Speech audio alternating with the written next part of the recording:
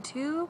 Sorry you're kind of in a weird spot, but you're like on the barbecue because of the fact that it's morning, and I usually put you on the fence, but with it being morning and the sun's on this side, the sun like goes through like the fence, makes me look dark but show like lines on my face, and I don't like it. So anyway, I just wanted to make a quick video because I've been wanting to do this video for a little bit, and I have a little bit of free time right now, and I felt like this video is kind of needed, like, more so for me, to kind of have closure and to kind of just let it all go, and hopefully with this it can influence you guys. And if it influences one person, then I've made my mark, and that's just really how I feel. Basically, I've been through depression for many years of my life, and I'm pretty sure I'm still going through it, but it's not nearly as bad as it used to be, and I'm coping more on my own. I've only been medicated for depression once, and that was back when I was like 12 or 13, and at that point I didn't think it was working, so I stopped taking it because I didn't feel any better. I felt my depression was still there, and but yeah, as a kid I was happy. Like, I've had a really good childhood, but there were some things that definitely disturbed it. Since second grade, I've been bullied. I've had people pick on me for numerous things, like mainly my weight, because I'm not exactly the skinniest person alive, and I feel like it sucks that you have to be bullied for what you look like, because everyone's beautiful in their own way. It took me a while to figure this out, but you don't need to be skinny to be beautiful, and honestly, ever since I've discovered my true beauty, it amazes me, like, how wrong I was. Like, I thought I had to be like this thin to be beautiful, this thin to be pretty, and you really don't. Another thing that made me depressed as a child is the fact that my mother, she has been through some things, and I personally think she's had like depression or some mood disorder or something, because as a child and up until she passed away,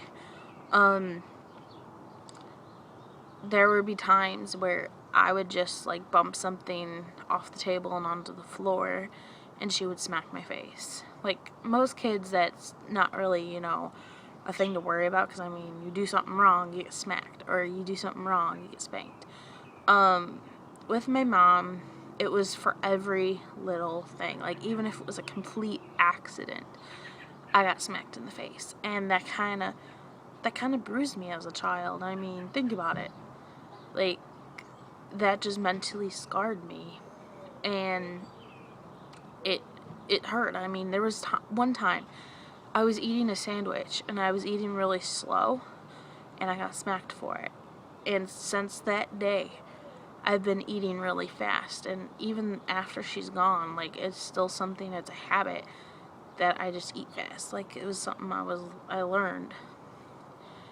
And then when I was 14 years old, I lost my mom, and that just completely destroyed me, because I was even though me and my mom has had our differences, I was still really close to her.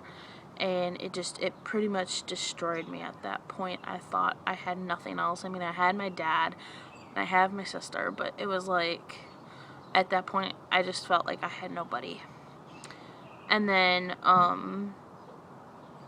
throughout high school, I had this one best friend that I thought was my true friend, and I thought was my best friend.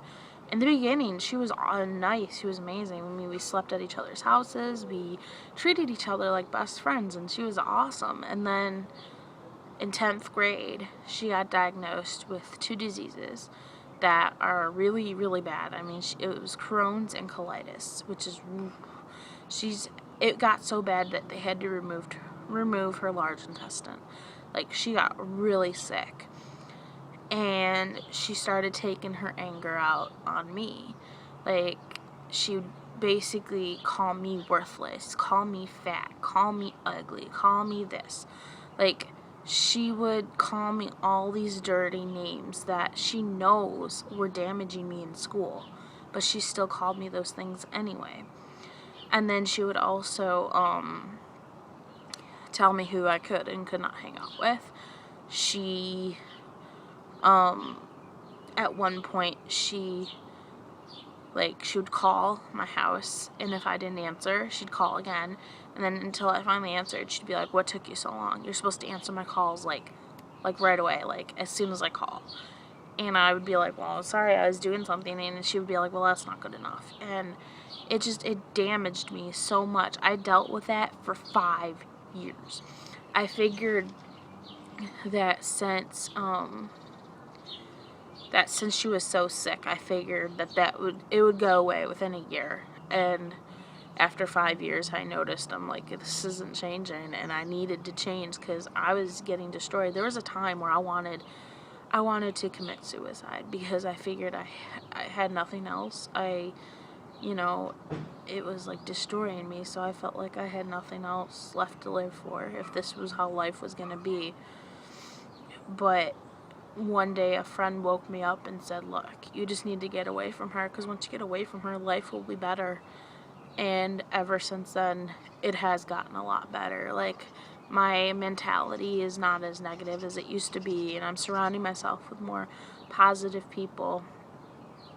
Now, what happened recently, what kind of destroyed me a little bit more, but since I met Danny, it's really, he's picked me up from going back to where I started. My dad passed away in January, and this was right before I met Danny, and I felt like I really had nothing now. I lost both my parents. I really felt like I had nothing else to look forward to, nothing else to live for, and I didn't like thinking like that. I just didn't want to feel that way again. I didn't want to get to that point again where I would want to take my life. So I feel like Danny has came in my life for a reason. I feel like he meant to come in my life to save me from going back to where I had been before, so that way I wouldn't be that person. I feel he has encouraged me so much to be a better person and to be the happy person I was always meant to be, and I couldn't think of more for that. He's truly a blessing in my life. He's definitely someone I've been waiting for and wishing for, and I'm going to appreciate him for the rest of my life, and that is a promise. So I've needed to let that out, and it feels good now to kind of let it out. Alright, I'll talk to you guys later. Remember, stay strong and keep smiling, and oh, this is my tattoo I got a couple years ago. It's the infinity symbol with the word love in it. I don't know if you guys can see it, but it has a reason, and the reason was that every time I'd look down at my wrist, it'd be like I would know that there's people that love me every time I would look at it, so that way I wouldn't get back into that depression. It's what inspired me to do it was when Demi Lovato got her Stay Strong tattoo on her wrist. It was kind of that inspiration that made me think, okay, maybe I should do that for myself. That way I can be reminded that there's people that love me. Okay, bye guys. I love you all.